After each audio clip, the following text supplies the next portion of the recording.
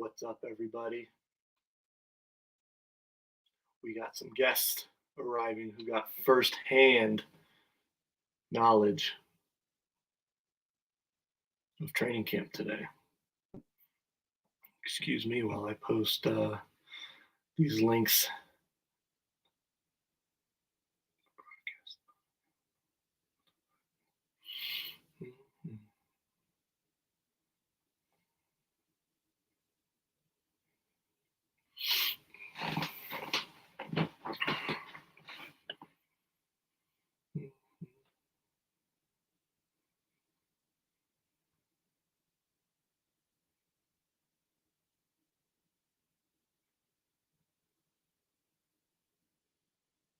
Oh yeah, Miles. You know I got like 2 weeks left of this baby leave, so I gotta let it shine.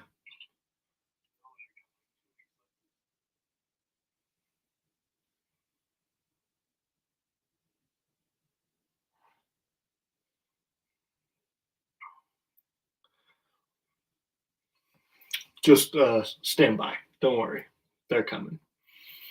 I'm posting the links to places they need to go. That's what I was going for. I haven't been able to do this my entire life, so. Make sure you come in.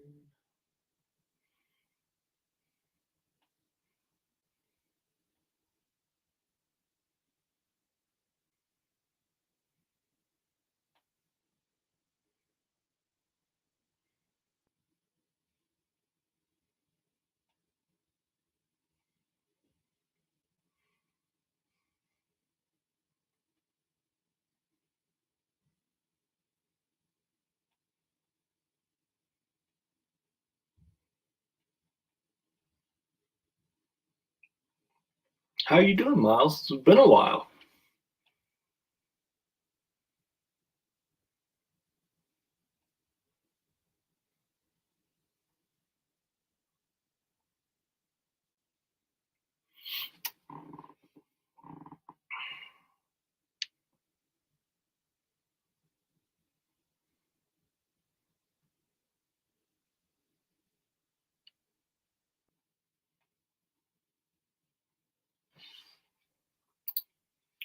I feel that one. I feel it. Feel it in my soul.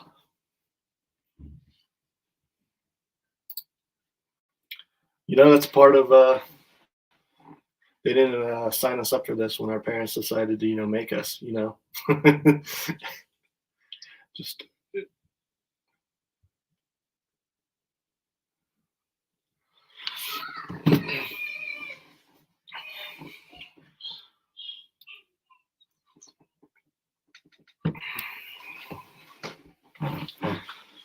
well, Miles, how excited are you for day one of training camp?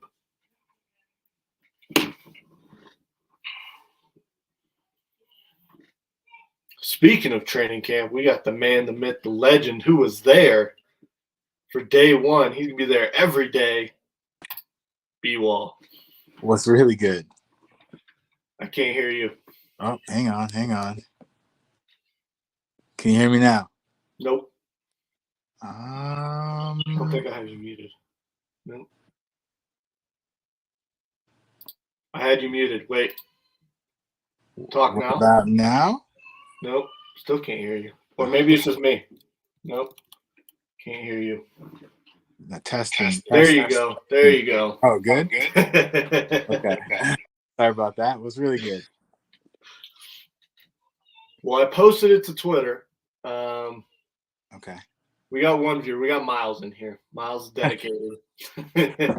Okay. So basically that link you sent me, can I send that to Facebook? So that will let them join in. Oh, we don't want to do that. What we're doing. I'll send you what I just put on Twitter. Okay, yeah, perfect. Then I can put that on Facebook. Yeah.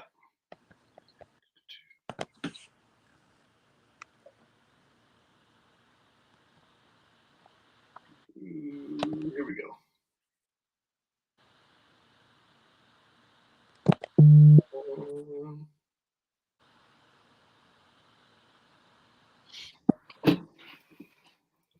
Copy. Okay, cool. I'm gonna see if I can shoot this to Facebook right now, real quick, and then yeah, I got some time to talk a little training camp. Oh yeah.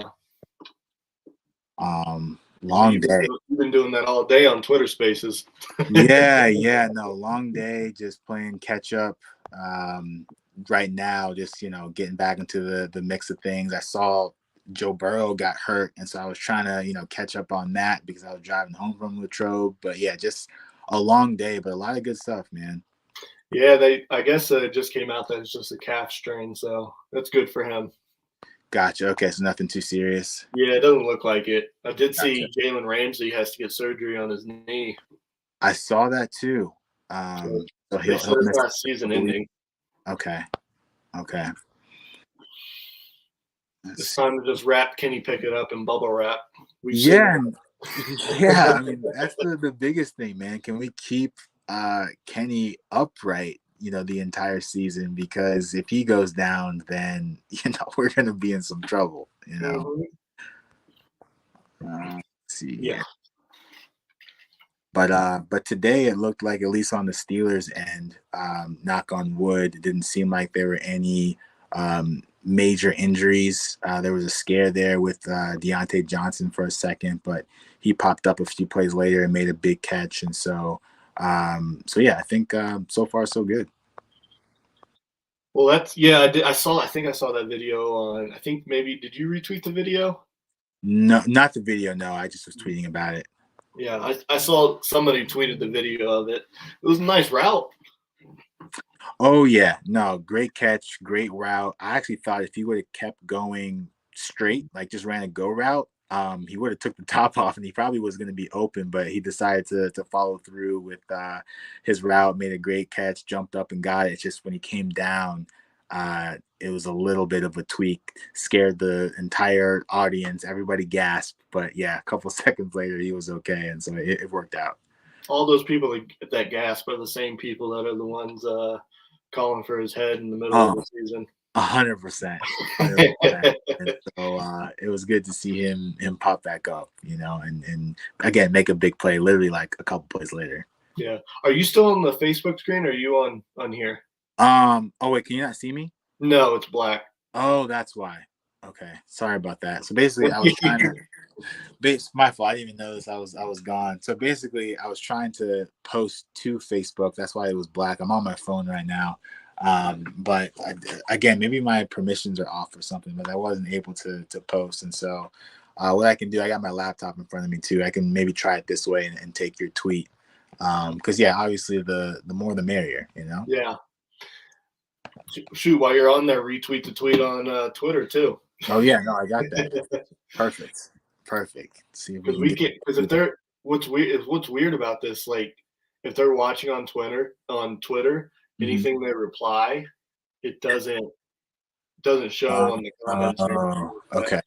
And with Facebook having technical issues, we can't see theirs either. Gotcha. Okay. Well, let me at least see if I can hit it with the retweet or with the retweet. Let's see. But yeah, man, just a long day. I feel like so much happened. And it's so hard to like tweet and watch and give my opinion on something.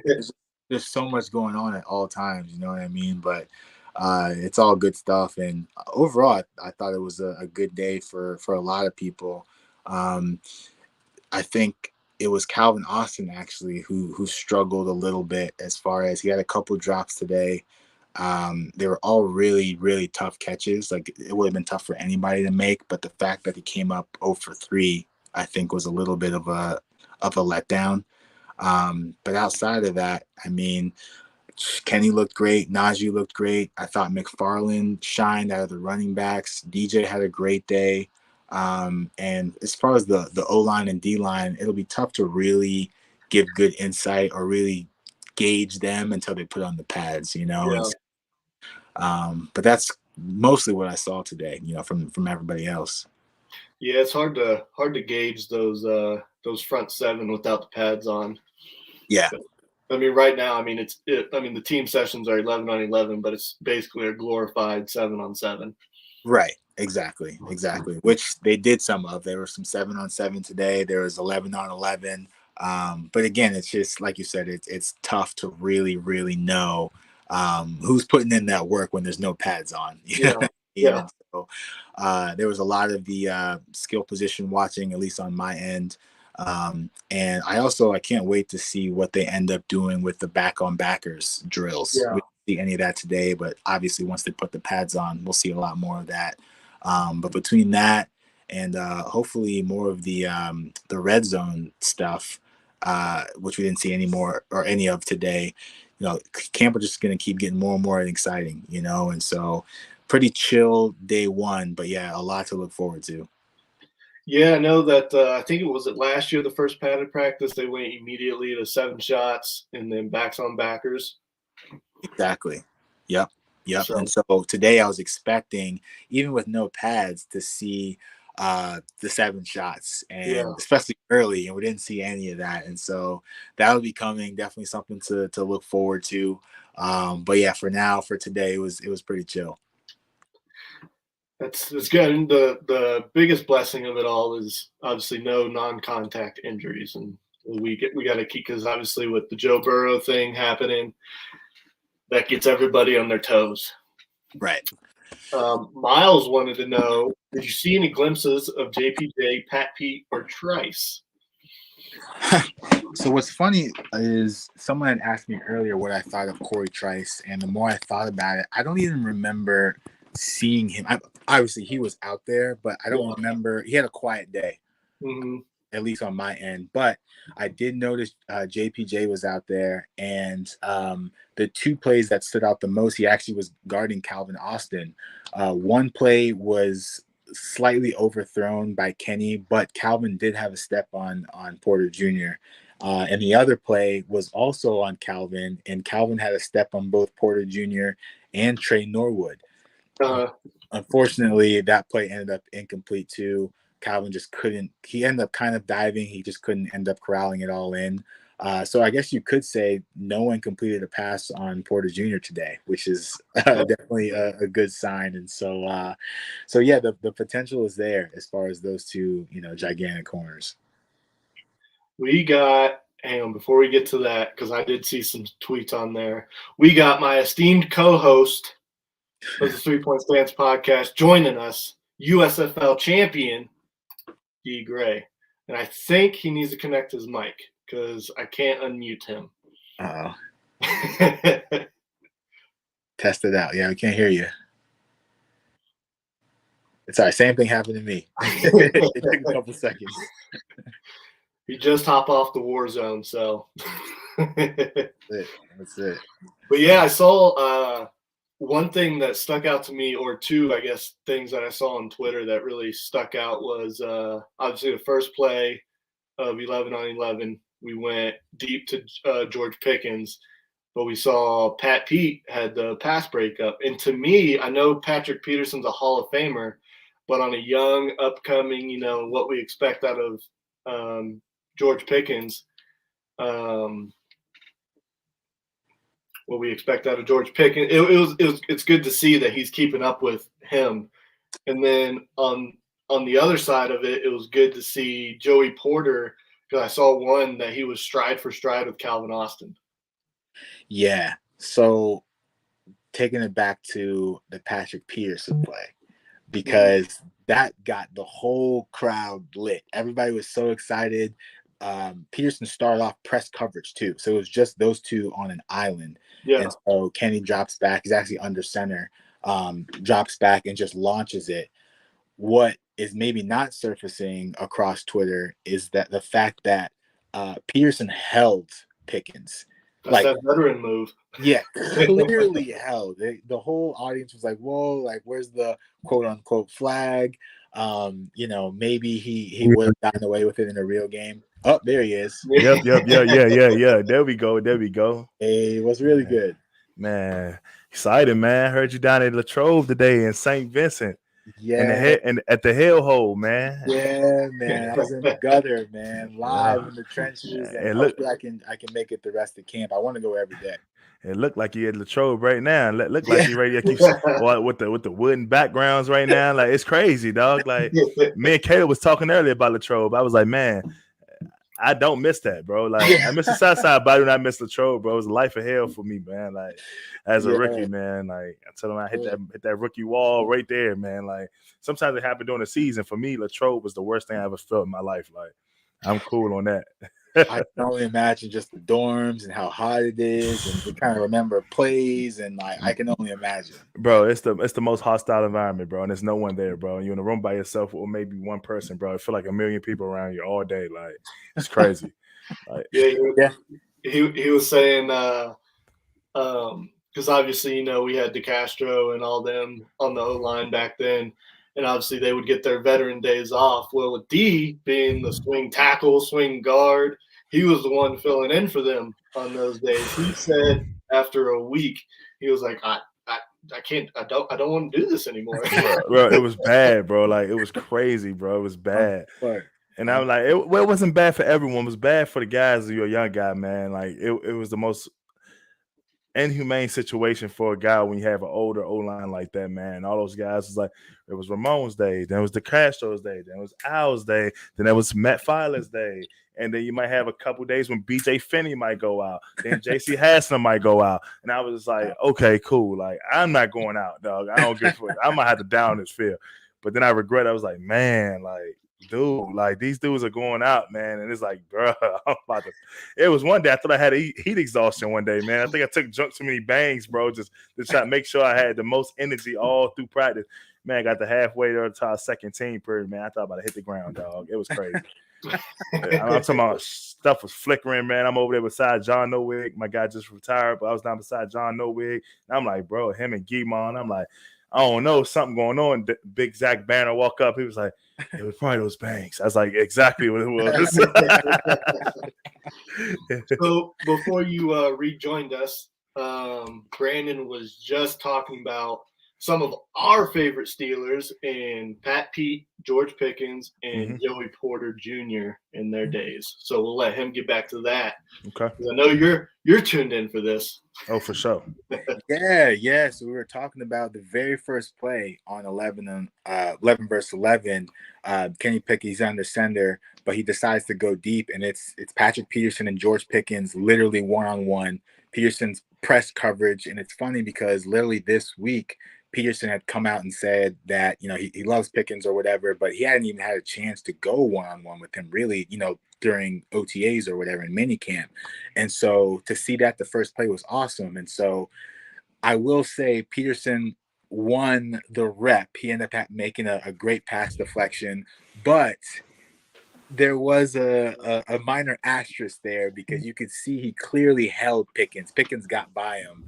And so in a real game, he probably would have got flagged.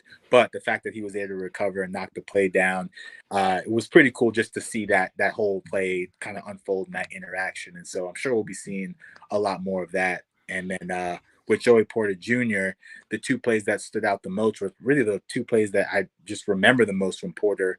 Both plays were on Calvin Austin. And both plays, Calvin Austin actually had a step. One play was a little bit Which you should have. Yeah, exactly. It's huge, right? And the first play was a little bit overthrown by Kenny, so it was incomplete. The second one was kind of a diving catch by Calvin, but he ended up not being able to catch it, ended up dropping it or whatever. And so I was joking with Caleb saying that, beat or not, he didn't have a catch on him all game. And so Porter, I'll chalk that up like a win. You know what I mean? Yeah. And so I'm sure they're going to continue to go back and forth, but it was cool to see all three of those players really go back and forth. Yeah, I think that's awesome, man. First of all, I think it's awesome that everyone came into camp healthy. You know what I mean? So it at least gives the Steelers a chance, man. You know what I mean? From all positions. You know what I mean? From especially the O line and D line, this position that's prevalent to get a lot of bangs and nicks quick. So man, that's kind of good for me, man, to hear that the Steelers coming into training camp, no one on the pup list. So that's good, man. How did Deontay Johnson look out there? Any slips and falls? Cleats look a little rusty out there. Okay. Yeah. So DJ actually probably had the best day out of all the wide receivers. Okay. Yeah, he looked great. He looked explosive. He caught everything. Also was telling Caleb there it was actually it was like the first drive or whatever. He actually tweaked his knee a little bit, and so the crowd was gasping and everyone was like sad and scared. But he ended up getting up, and a couple plays later, he had a nice play across the middle, and so he looked great. Pickens had a couple of catches. Robinson had one catch. They had more of a quiet day, but they were involved and active. But I was really, really happy to see what I saw out of DJ. And if that's any indication of what the offense is looking like moving forward, as far as the wide receivers go, you know, I love what I saw. You know what I mean? And so we'll see if that can continue. No drops from him either. He didn't go backwards or anything like that. And so he looked great. Okay. That's pretty It's good. beautiful. That's beautiful. Yeah. Did we see any George Pickens, Joey Porter Jr. one-on-ones? I didn't see any of that, but I'm sure we'll see that unfold. I'm really looking forward to the backs on backers or backs on backs, whatever they call it. Yeah, you know it. Um, Yeah. yeah, we didn't Yeah. see any of that. Obviously, today, I'm sure once they get the pads on, there'll be more of that. But I remember last year there was so many sessions where they had, Robert Spillane versus Anthony McFarland, or I remember Minka. Minka was challenging the receivers. It was Minka versus DJ a couple plays.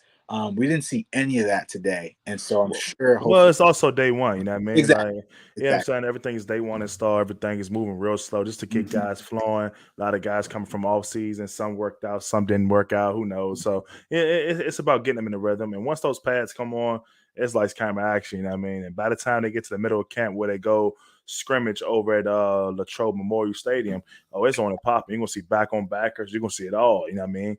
Oh yeah, So it's coming, you know what I mean? But you gotta yeah, hold on. We gotta let the young guys, you know what I'm saying? They ain't doing it for the guys like Minka. They doing it for all the rookie guys, like, you know what I mean? right, Like Broderick, let those guys get caught up a little bit. So right, because right, right. they heads and eyes gonna be spinning all day, man. I mean, right now they probably sweating still. Like, Yeah, I mean, it's crazy. it's funny you bring up Minka. He was out there. He actually was he was returning kicks today. He was out there with Gunner and Pickens too was doing that. DJ Graham, Calvin Austin, a couple of those guys. But I didn't see Minka in any of the team stuff. It was all Keanu Neal and KZ playing the safety positions. And I think Tomlin ended up coming out and saying, we already know what we get from Minka. We want to see some other guys. And so he basically just had the day off. But I did see Cam Hayward out there, TJ Watt. Didn't look like they were trying terribly hard, but they were out there. And so as these days, especially this weekend, they ramp up a little bit more. And obviously with the pads next week, I'm sure it's going to be on and popping. And so I just can't wait. Yeah, for sure. I did see that we did our day one picks on our last episode of three-point stance, and my day one rookie was Nick Herbig, and I saw he was having an explosive day today. Man, so apparently he had two big plays today. I only caught one of them. But the first one, I think it was on LaRaven Clark, but he put a nasty move on the edge. And if it was a real game, he would have decleated Mitch Trubisky. But obviously he let him go, and Mitch actually ended up making a good play. He rolled out, and I think he found somebody on the sideline, but it never would have got to that point. I mean, Yeah. Herbig would have crushed him. And so it's nice because obviously there's rumors, is Nick going to play inside, outside, whatever. He looked great on the edge today, and obviously there's no pads. We want to see this next week as well. But for a first day, he looked impressive for sure. Yeah, it makes sense. I mean, he was labeled as a TJ Junior coming out of Wisconsin, basically. Yeah. So hey, so B, got a question for you. So was there any concerns out there that you looked at from anybody, any specific group? Highlight for was the O line, the D line, kicker, whoever. Yeah.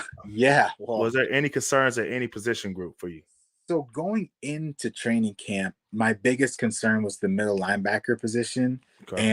And we saw a lot of Holcomb and Roberts playing together with the first team. They looked solid for the most part. Again, they had a pretty quiet day. We'll see how that progresses. Again, I thought Calvin Austin looked a little bit sluggish, but I'm not too worried. I think all three of his, drops today, they were all tough catches, and I think he'll get better. The biggest takeaway for me was he was getting behind the defense. He was taking the top off the defense. I think we're going to see a lot more of that. Okay. Outside of that, it really was hard to get a good evaluation on both the D line and the O line, only because the pads No aren't on pads. yet. Yeah, so I'm waiting for next week to really give good insight there. So Outside of that, oh yeah, go ahead. when you say O line, you really didn't see too much out of the O line because of the pass. That's fair enough. But when you comes to the execution part of it, did any of those guys up front look kind of lost? How did Broderick? Does he look quick, twitchy? Did he look like he was coming off the ball quick? You know what I'm Yeah, saying? Okay. yeah, especially in like the one-on-ones. I felt like he did look quick. And granted, Dan Moore did start today. He was running with the first team, and so we'll see how that ends up going or whatever. But yeah, he looked quick, and so it'll be cool to see how they end up utilizing him moving forward, and if he does run with the first team, second team, whatever. But yeah, for what I could see, everybody looked like they were in sync for the most part. That's amazing. Twitter was popping Yeah, off man. on the difference in Kenny's arm strength this training camp. What would, because you were there last year, what was the differences you saw? Is it that noticeable? You broke up a little bit right there. You said Kenny and his arm strength. Yeah, so I know you were there last year. You got to see it all last year too. Is his arm strength that noticeably different? I mean, the from what I would say with Kenny today, it's more so he just looked everything you've been hearing in mini camps and OTAs. He just looked confident and in control, like this was his offense.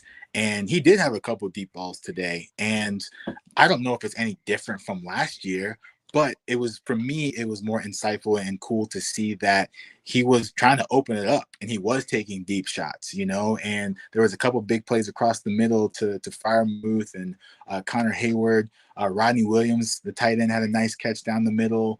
And so, yeah, and again, DJ had a great day. And so it looks like they're using the route tree, you know what I Yeah. mean?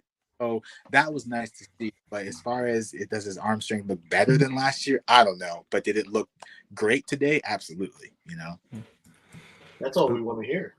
Yeah. That's it. That's it.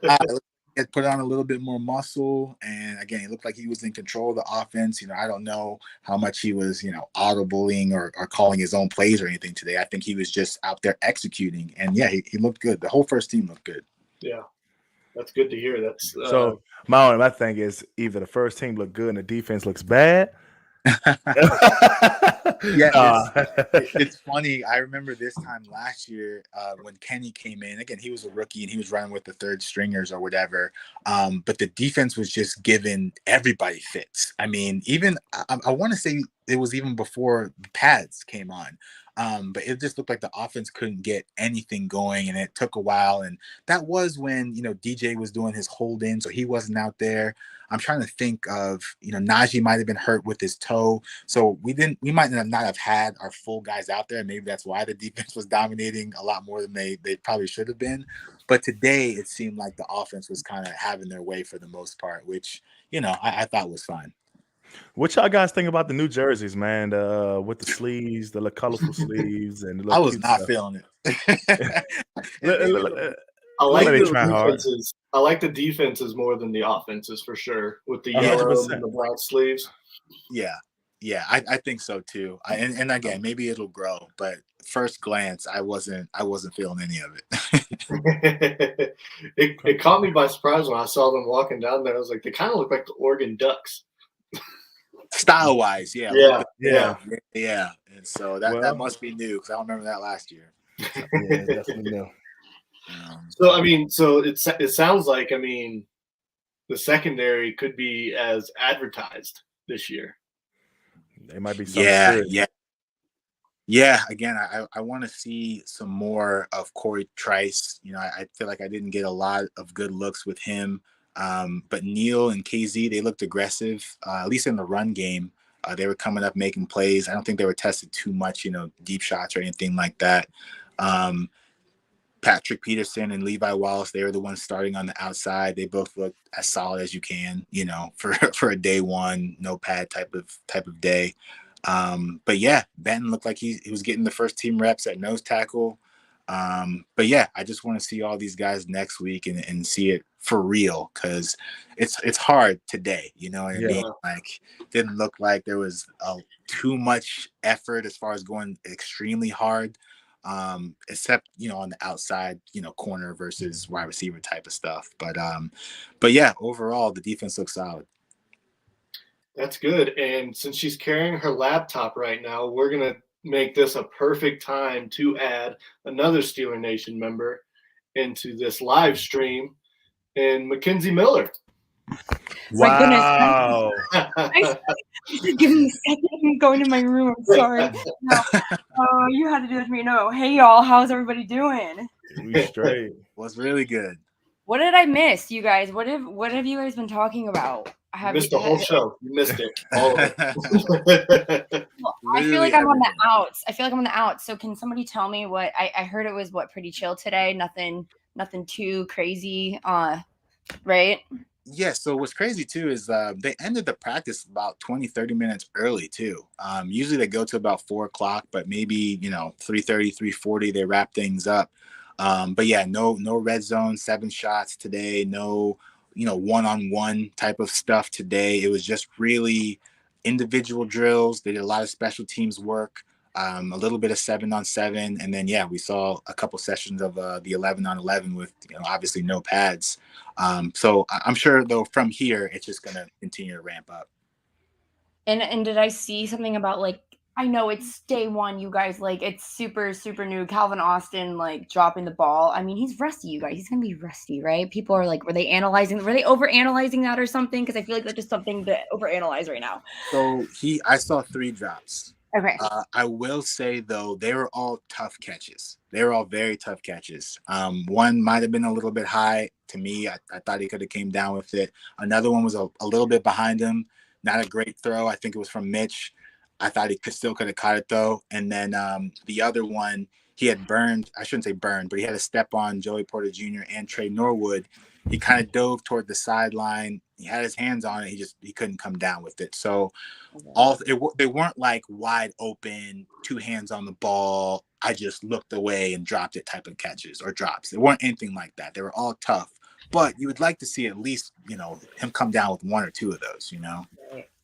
I feel like it's just, day one, right? Jitters, getting those critters off and just cobwebs, goodbye. Let's really, I guess, in his mind, just continue to work and make sure that he knows with those tough plays, you're going to get those during games. So make sure you perfect those in practice, right?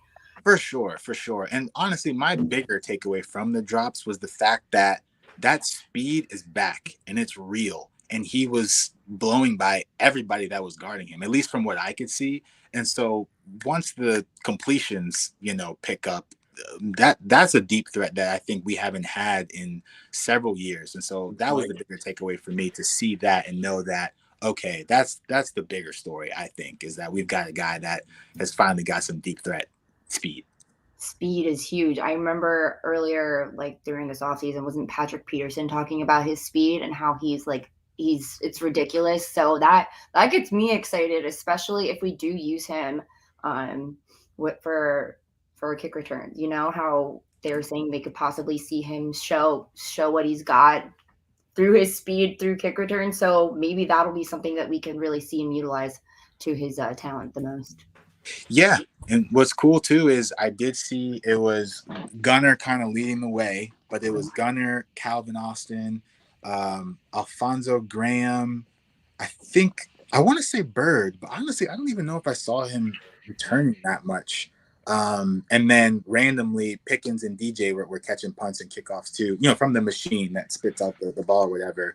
And so those seem to be the main guys that they're, I guess, keeping tabs on as far as being the special teamers, but I doubt we see Pickens or DJ ever doing that. But Calvin was there, and so I'm sure they're thinking of him as an option too. How was Alfonso out there? It's crazy. So he was out there, Huntley, and there was another back out there. I think his name is Higgins, Darius Higgins or something. Yep. Anyways, they all looked okay. I think they all showed signs of burst, but your Maryland boy, Anthony McFarland, he had a great dog. He had Great Dog. Hey, man. Kenny found him on a long pass, one play. I think he was connecting with Mitch. He was catching short passes, longer passes. It was really was receiving out of the backfield that made him stand out. I mean, Najee had a good day. Warren had a good day as well. But I thought McFarland made the most plays, and he just stood out. So right now, day one, he's my RB3. You know. Sweet.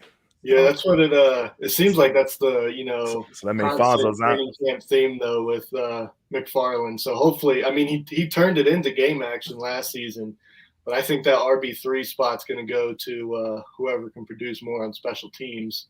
Yeah, that's kind of what I think as well too. We're big fans of Anthony McFarland over here. We want him to get that. I like Alfonso too though, because he's from the crib too. So I want both of them to do well now. You know what I mean? For sure. I wish you can keep both of them, but that ain't the reality of the football right now, man. That's not going to go down. And that's the thing. It's just day one. I think there's still plenty of time for Graham to make a name for himself, for sure. Same with Huntley. Same with, a couple of these other guys that are trying to make a name for himself. It's just McFarland, to me, he stole day one. I do wonder, though, with the new NFL kickoff rule, how much they are going to emphasize, that returner spot, like for a Jordan Bird or, a gunner or whoever is trying to make the roster.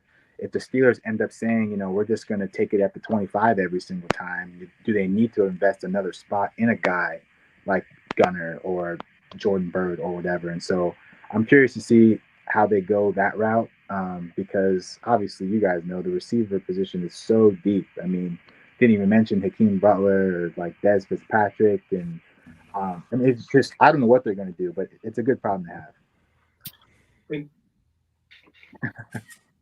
I had a question. I wanted to touch on what you're just saying, B-Wall. So when I think about like how these teams are going to utilize this new rule and how they can use it to their benefit, it's obviously going to be trial and error, right?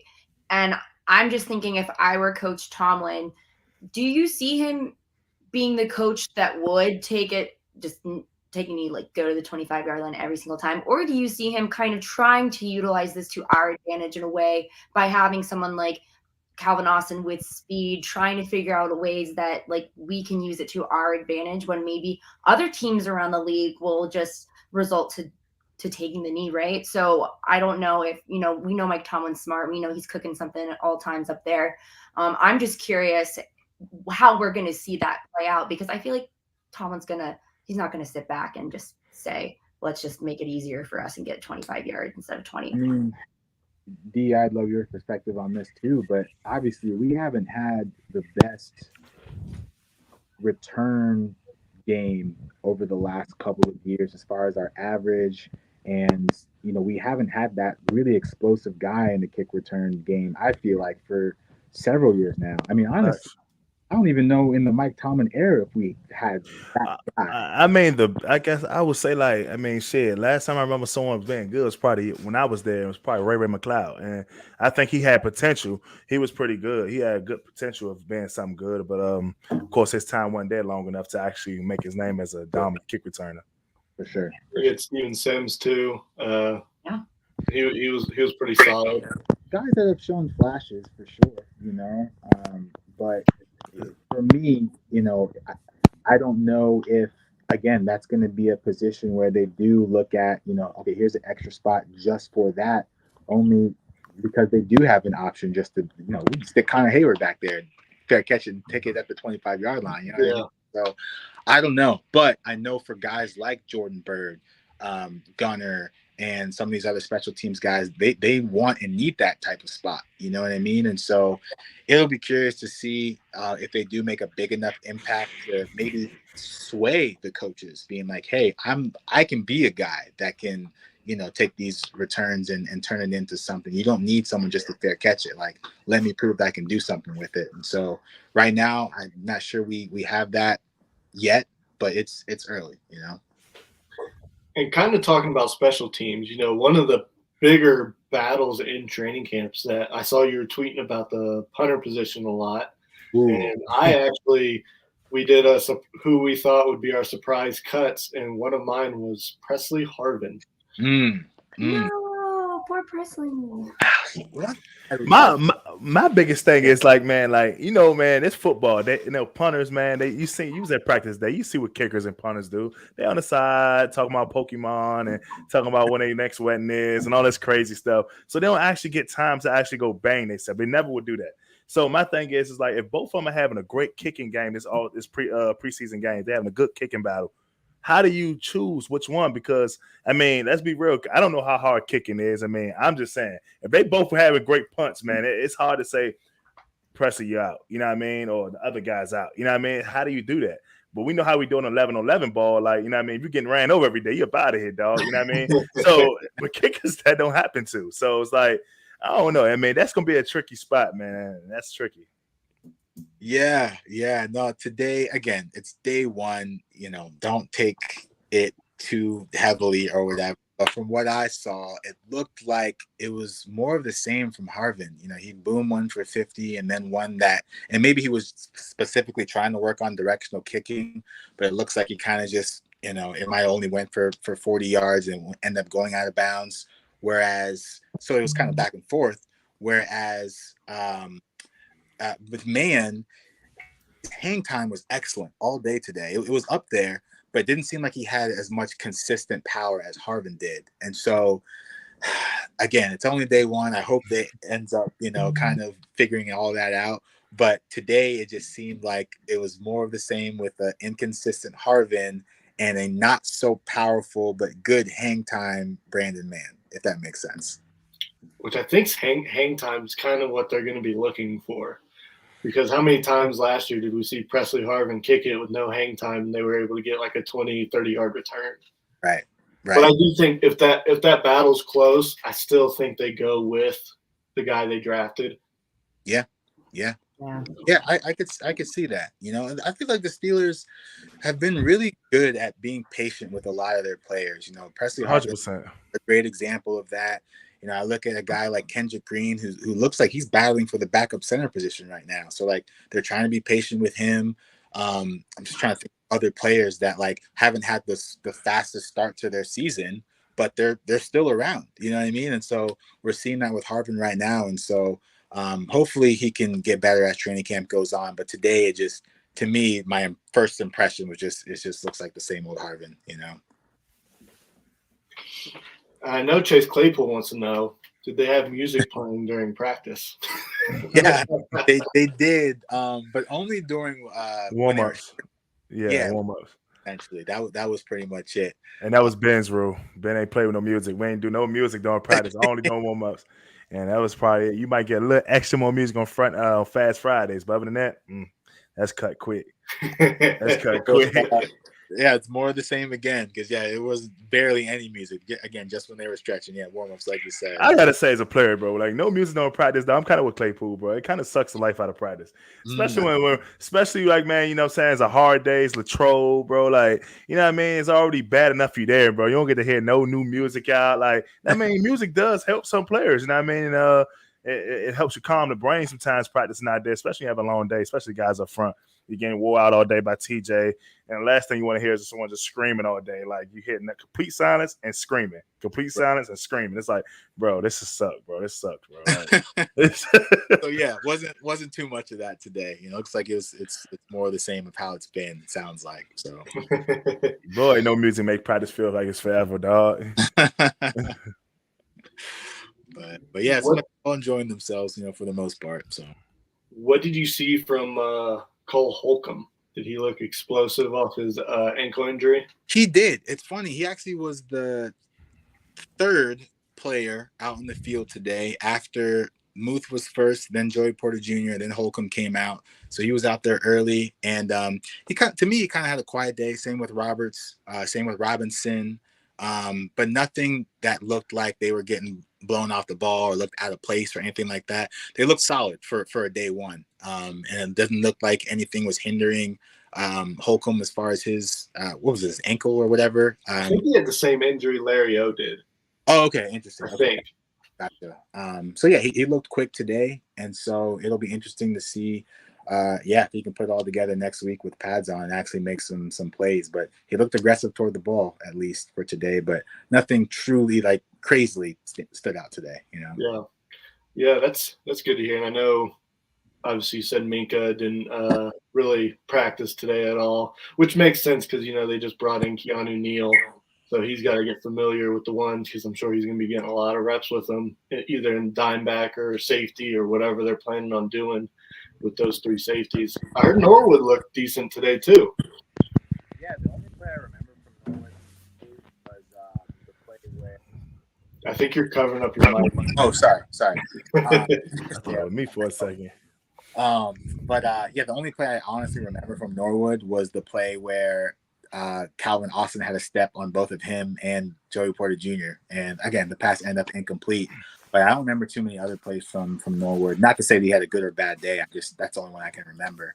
But yeah, he's a guy that's been here, two seasons now, and so, good depth piece. Hopefully, he makes another jump as well. But yeah, there's a lot of DBs, fighting for a spot, and so curious to see who kind of comes out on top. Well, before we wrap this up, I will ask you one more question, and then if Mackenzie and Derwin have another question, they can rattle those off, and then we'll shut down shop for today and try and do this again another day. Other than Deontay, who was your, I guess, star of day one? So I already raved about McFarland. Yeah. Another kind of under the radar guy, if I had a great day, was Elijah Riley. And he had an early pick on Mason Rudolph. And oh, wow, I got to be Mason. Come on. Better than Kenny, right? Not my guy, Mason, man. I have a soft spot for my guy. Like, I'd rather be Mitch than Mason. Yeah, like Mason's the best player out there, man. Come on. And so, yeah, it was early too, but great play on the ball. Maybe it was a bad pass, probably a little bit of both. But then throughout the rest of the day, you could just see him. He was playing a little bit of slot. You could just see the Steelers are looking to use him somehow, whether it's safety or it's slot. And so I thought low-key he kind of, I don't want to say stole the day, but he stood out for sure. And so, yeah, the 3 stars, I guess, would go to McFarland, Elijah, and again, probably DJ. Kenny got 2 stars, so that's why he wasn't in the 1 star. Well, he's so easy. He had a great day too, and he could throw him up there. So, B, man, who was the worst player, man? Who was the worst player out there, man? Who had a bad day, man? Oh, immediately Mason Rudolph. Not even just that, bro. And hey, look, I'm actually a Rudolph fan. I really am. I actually thought he looked the best out of the quarterbacks last season. I thought, honestly. Man, he had the best ball, bro. Like, it's the prettiest ball you ever go see, bro. Like, it's crazy. Exactly. So I'm a fan. So that's not me taking a shot. He just had a rough day, and it wasn't even just that pick. He had a couple other duds that just busted plays or just like he didn't look good. It looked rusty too. Outside of that, again, I already talked about it. Calvin Austin had a rough day. I'm not worried about it. I think he's gonna be better. Again, he's getting behind the defense. The speed is there. It's just, when you can't come down with 3 footballs, it's rough. He didn't have any other looks. And so all of those guys stand out to me, and hopefully we just see some improvements tomorrow. Kenzie, you got anything? Were there any cool outfits besides DJ? All I saw were DJ walking in with like the leather. Honestly, I was there so early. I don't remember how people were looking outside of their practice uniforms. You know what I mean? Which I hope they never wear those practice uniforms ever again. I don't like that style at all. I don't think it was that bad. I thought it was kind of cool. Gave a little swag to it, man. I think it did. I mean, of course, the white uniform is always gonna look the worst because they white. Color always look better than that. But that's true. I'm just like, man, like if they had made them like, I don't know, another I don't know, black or something with yellow on it, it'll probably made it pop a little better. But with the yellow, black with the yellow sleeves, and the defense wore yellow with the black sleeves, it'd make it look a little better. But the white just looked plain. They offense used to rock the black practice jerseys back in Jerome's days. I think it was like late 90s, early 2000s. I'm about to say, I don't think I ever saw in the equipment room no black jerseys back there. That's his game jerseys. Last couple of years has been offense wears white, defense wears yellow.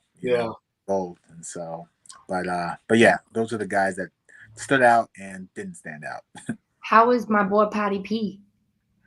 He was good. He was solid. He was a starter on the outside. It was him and Levi Wallace that were holding down the fort with the ones or whatever. Yeah. And he looked good. I was kind of joking earlier before you got on. The very first play of 11-on-11, he did have a hold on Pickens. Pickens got by him. He did end up making a pass deflection on the play. It was on Kenny. So it was a good recovery, but I think he would have got called for a hold if it was a real game. But outside of that, I mean, he was playing with the ones the whole entire 11-on-11 series, the whole day, really. I mean, he looked pretty solid. And so good first day for him, I think. Good to hear. Good to hear. I see in the comment section. Hi, Jeremiah. How are you? We're about to wrap up, I think, bud. Right, Kel? Are we about to wrap up? Yeah, I got to take my son to soccer practice. But I will say one more thing about these jerseys. We've been begging for block numbers, and they said, nope, we're just going to change the sleeves on the practice jerseys. Terrible. But again, it'll grow, So yeah, hopefully, you guys, we figure out this Facebook issue so we can get it back on Facebook Live. I know a lot of our viewers come from there. I mean, hopefully, maybe not every day, but hopefully every other day while training camp's in session, we can get Brandon on, and we can give you guys the update you all deserve. And on other news, 3 Point Stance going to have potentially some big episodes coming up for you guys. And I know Mackenzie's got her daily 15-minute episode every single day. So hopefully Brandon's that be rolling material for tomorrow morning's episode. Heck yeah. Do it. Let's do it, y'all. Alrighty. Well, thanks for having me. Nice chatting with y'all. Always good talking to y'all. We'll definitely make sure to get Facebook good to go. And yeah, we'll try and do this this weekend again. Sweet.